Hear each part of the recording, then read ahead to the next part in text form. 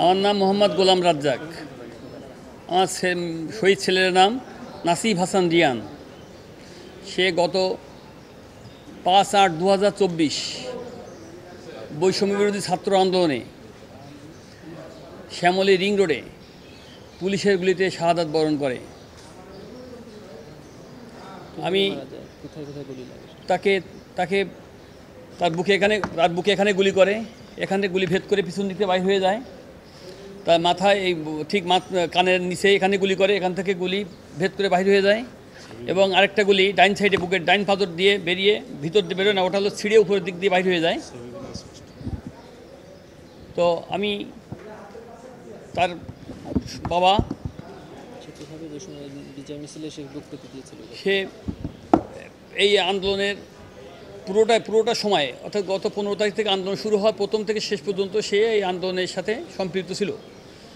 তো যখন দেশ স্বাধীন হলো নতুন করে, স্বাধীনতার পরে তারা তাদের বন্ধুবান্ধব নিয়ে, তাদের দলবল নিয়ে যখন সে বিজয় মিছিল আকারে যখন গণভবনের পাশ থেকে বাইরে হয়ে যখন শ্যামলী রিং রোডের দিকে চলে যায়, তখনই পুলিশ তাদের উপরে আতর্কিতভাবে ব্রাশ ফায়ার করে।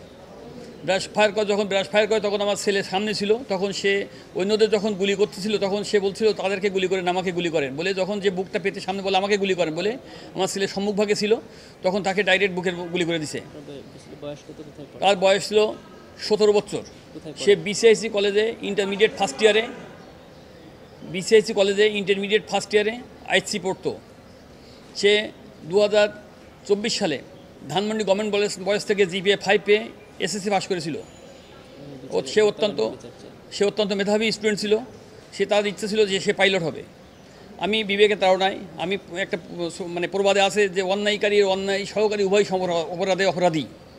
আমি তার বাবা হিসেবে আমি যদি আজকের এই বিচারটা দাবি না করি, তাহলে কাল কিয়ামতের ময়দানে আমাকে সে আসামির কাঠগড়ে দাঁড় করাবে যে আমার বাবা, আমার দুনিয়াতে আমার বিচারের জন্য আমার বাবা কোথাও ফরিয়াদ করিনি।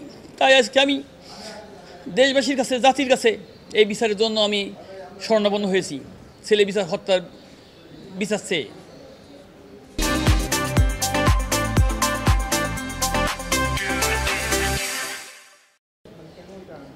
আমি প্রথম থেকে শেষ পর্যন্ত অনেক সাংবাদিক ভাইরা আমি দেখছি তারা উস্কানিমূলক অনেক বক্তব্য দিয়েছে এই হত্যার পিছনে। তাকে এই ধরনের অপরাধ করানোর জন্য বিভিন্ন মিডিয়াতে বিভিন্ন উস্কানিমূলক বক্তব্য দিয়েছে। ওই বক্তব্যের কারণে আরও বেশি পুলিশ প্রশাসন বা অন্যান্য প্রশাসন আরও বেশি ডেসপায়ার্ড হয়ে তারা এই ধরনের হত্যাকাণ্ড চালিয়েছে।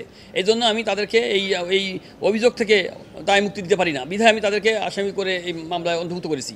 এখন তদন্ত সংস্থায় যে অভিযোগটি আজকে দাখিল হয়েছে, ওনারা এটাকে গ্রহণ করেছেন, একটি ডায়েরি নাম্বার দিয়েছেন এবং প্রথম যে মামলাটি হয়েছিল কমপ্লেন্ট রেজিস্টার কেস, সেই কেসের সাথে এটা একই সাথে সমগ্র বাংলাদেশ তদন্ত যখন হবে একই সাথে তদন্ত হবে।